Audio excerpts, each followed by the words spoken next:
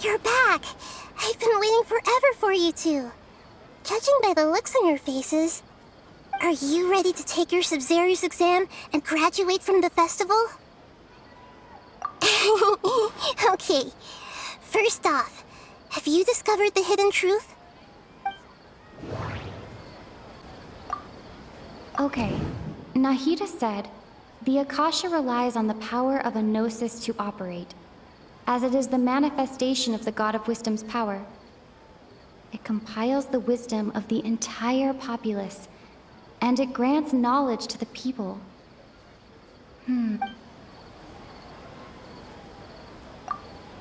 We've already experienced the Sub-Zero's festival many times, and the day of the festival seems to be in a perpetual samsara. All the bizarre spaces I saw outside the city had one thing in common: a lack of human presence.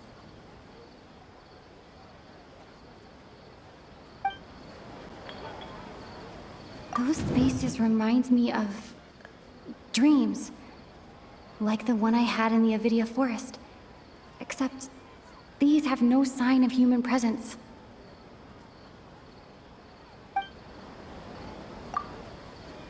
The moon, illusions, and lies. What do they all mean? People in Sumeru don't dream. What a strange phenomenon.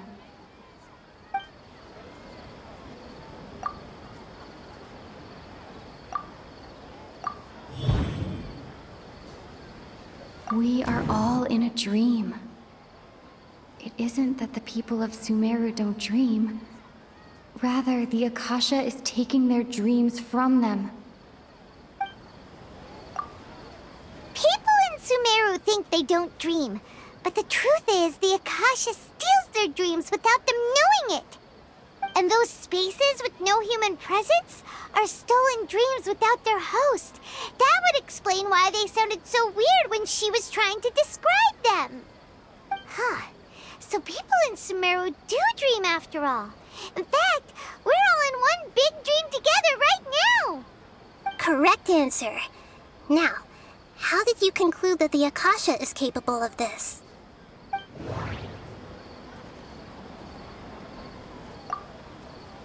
The Akasha relies on the power of a gnosis to operate.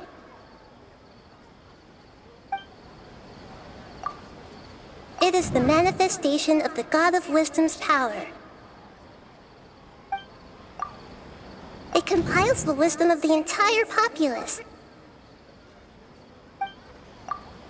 And it grants knowledge to the people.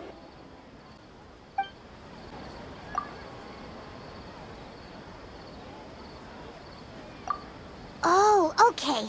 Those dream-controlling creatures in the forest also get their power from the Dendro Archon, right? That would explain why the Akasha has the ability to control people's dreams, too.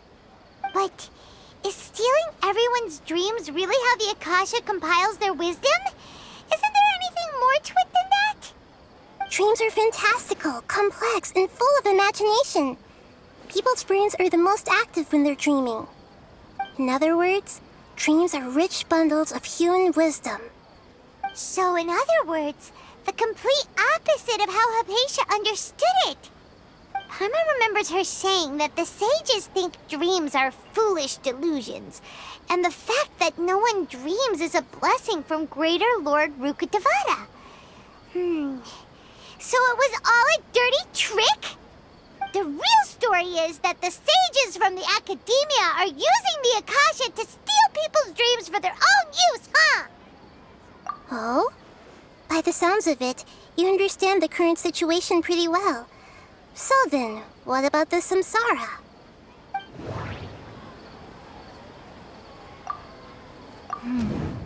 The beep is a prompt tone for Akasha operations.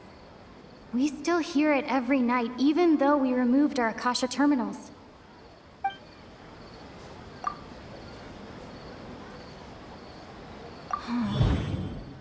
Those spaces kept disappearing before my eyes. But as soon as that beep sounded, many more spaces materialized.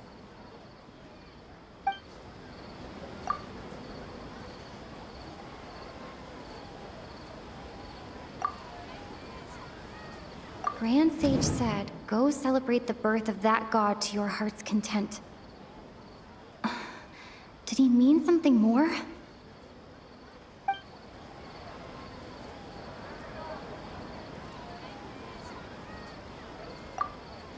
My mind feels exhausted, even though I haven't done too much thinking. We've already experienced the Sub-Zeru's festival many times, and the day of the festival seems to be in a perpetual samsara. Those dreamscapes kept vanishing, but as soon as that beep sounded, more new spaces appeared.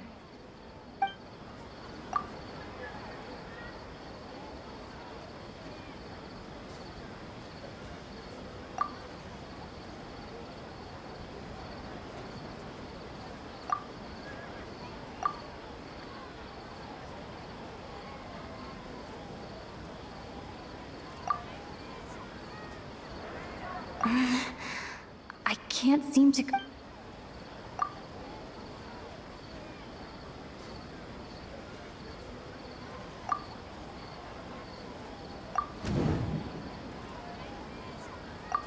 Correct. The Akasha is keeping each person's brain in a constant dream state, but also separating their consciousness from their own dream. Their disembodied consciousness is placed inside the collective dream of the Sub-Zeru's festival along with everyone else's, while their now vacant dreams are harvested by the Akasha. No one is any the wiser as another day passes in the dream, and so begins another samsara cycle. People wake up to yet another dream about the Sub-Zeru's festival. The dreams that belong to them are once again harvested by the Akasha, and so it continues. So, this is like a dream factory, and the Akasha is a dream harvesting machine. Did Paimon get that analogy right? Very good, Paimon. Using analogies well is an excellent habit to get into. Okay, so that beep we keep hearing is actually from our real-life Akasha terminals. Taking off our terminals in this dream doesn't do anything. All right, last question. Who am I?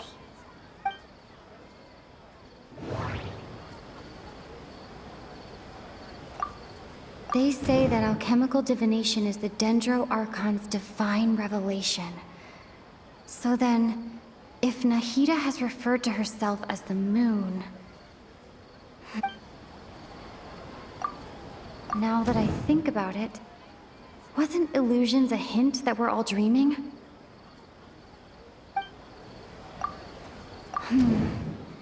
Now that I think about it, wasn't illusions hinting at the sage's deception of Sumeru's people?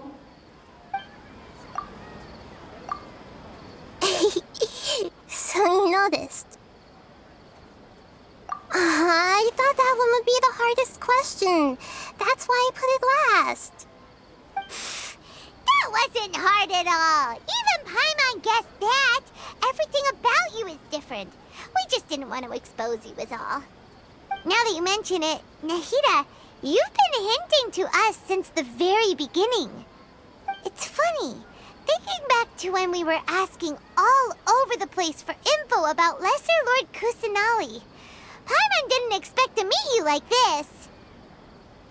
Yes, those can wait until we're back in real life. On the other hand, I'd be happy to answer any more questions you have about here and now.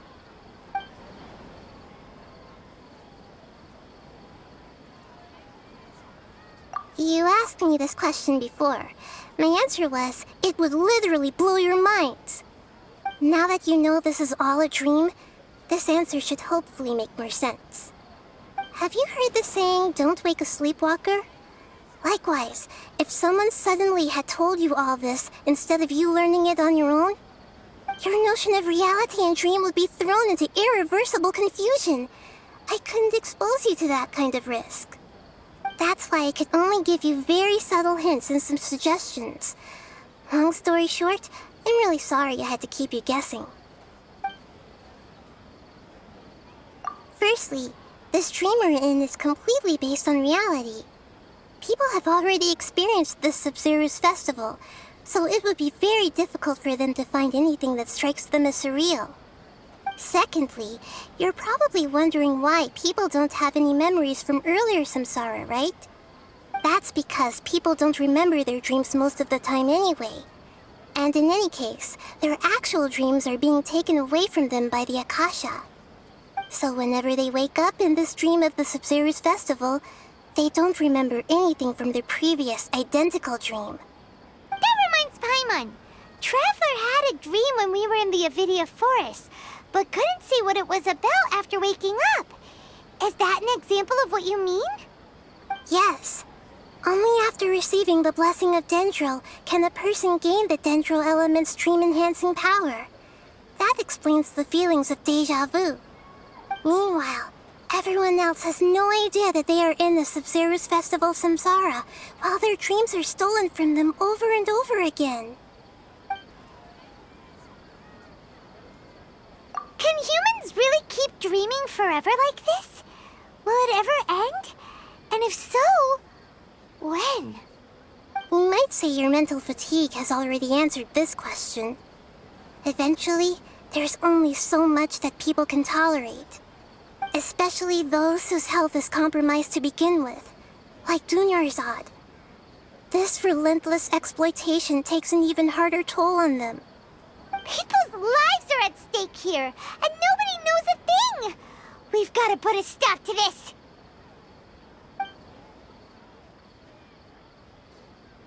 I know, right? Why did they have to base this dream on my birthday?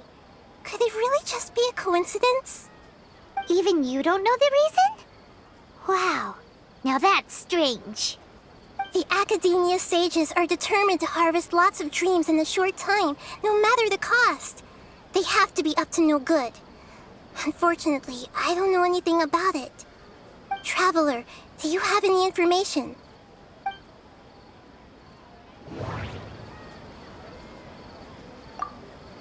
Those spaces remind me of dreams. Like the one I had in the Avidia forest. Except these have no sign of human presence. Okay, Nahida said, the Akasha relies on the power of a gnosis to operate, as it is the manifestation of the God of Wisdom's power. It compiles the wisdom of the entire populace, and it grants knowledge to the people. Grand Sage said, go celebrate the birth of that god to your heart's content.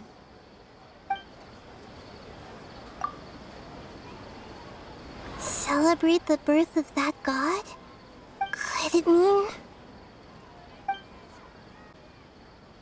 deceiving the people of Sumeru with no regard for their safety? No matter what they're trying to do, this is unforgivable. After we end the Sub-Zero's festival samsara, we have to look into them. How can the sages of the Academia do this behind their Archon's back? This is ridiculous! In the end, I'm just the moon. The real sun is Long Khan. A sun and a moon? Nahida's talking in riddles again.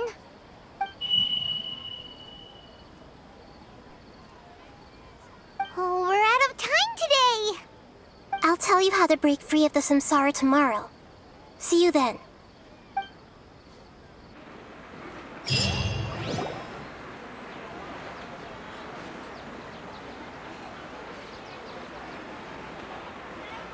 Good morning, Nahida.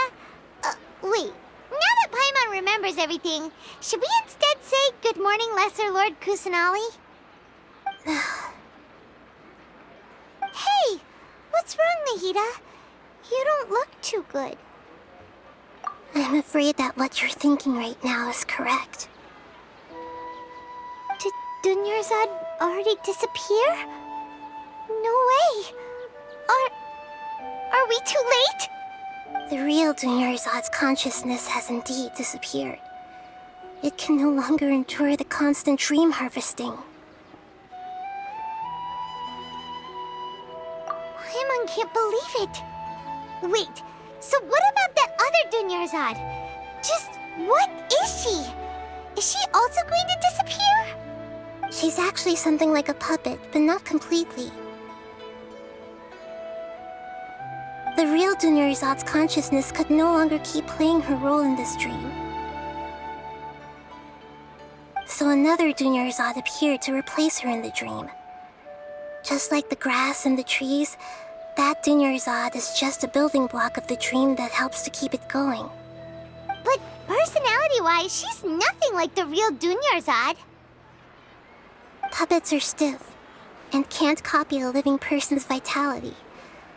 After all, they're just there as filler. You know, speaking of which, the old Dunyarzad might not have been too different from a puppet. Dunyarzad truly believed that she met you within her consciousness, and it was you who inspired her. So you do remember her after all. Yes. Back then, her family was overly protective of her. No one cared about her personality or thoughts. It was as if she only lived to stall her Elazar. I just gave her a little wisdom so she could look at life in a new way, so that she could be her own person. But even so, she's still... far from it. I'm still a long way off from being a real Archon. I couldn't even save her. If I were a competent Archon, I wouldn't have let my most faithful follower die at the Sub-Zerus Festival with so many regrets. Please don't beat yourself up over it, Nahida. It's the Sage's fault, and theirs alone. I'm not beating myself up. All I did was to rationally observe the distance between myself and a real Archon. Don't be like that, Nahida. Even real Archons are still allowed to be sad.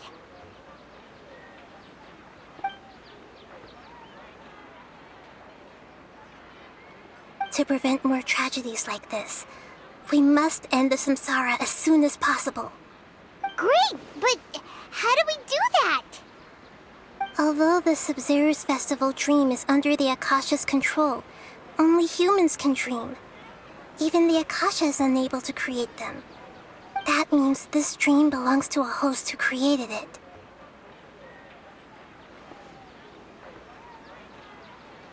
Huh? So, how should we find that person? Well, if this is someone's dream, then everything here must come from deep within their consciousness. Which means, with the power of imagination, they can change anything in this dream. Imagination? What do you mean by that? Imagination means breaking through what you perceive as normal. Like when a server at a tavern brings a plate to you, you'd naturally assume that food is on it. However, if you're the dream's host and you become aware that you're dreaming, when you imagine gold and more on the plate, the dream will respond in kind, and the server really will bring you gold and mora. But right now, our host is unaware that this is a dream. No matter how many times they're served, it will always be food. Find some way to make that person realize that they're dreaming. Usually, once that happens, the person will wake up and the dream samsara will be broken. How are we going to find them, though? If it could be anyone, it'd be like looking for a needle in a haystack. And even if we did find them, how are we supposed to make them realize they're dreaming? After all, like you said, don't wake a sleepwalker. It's extremely difficult, yes. But the only ones who can do it are you two. Remember, everything you've achieved up to this point has all been for the sake of finding the host and ending the samsara. As for me, during this time, I'll be out of town. Out of town? Are you going to that place full of dreams where the traveler went? Yes, I want to try something.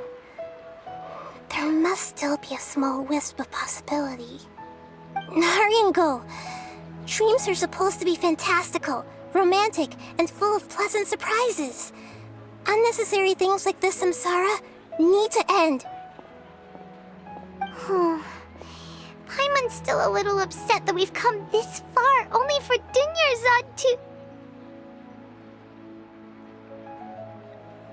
She was such a good person, with such a simple wish. But fate was against her. Yeah, saving Dunyarzad is what kept us going this whole time. But we mustn't lose hope, Traveler. Dunyarzad would definitely want to see us save everyone else. So let's break the samsara for her sake. Paimon's wondering, do you think the sages would get one of their own to be the host of this dream? Feels like it would be easier to control it that way, no?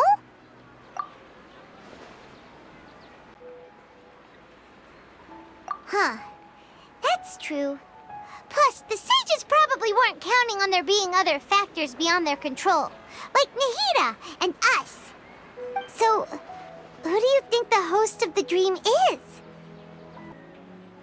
Oh, that would make sense! Ferris, the Knight of Flowers, is a symbol of the whole Sub-Zero's festival, right? Pretty core character. Let's go ask him some questions, shall we?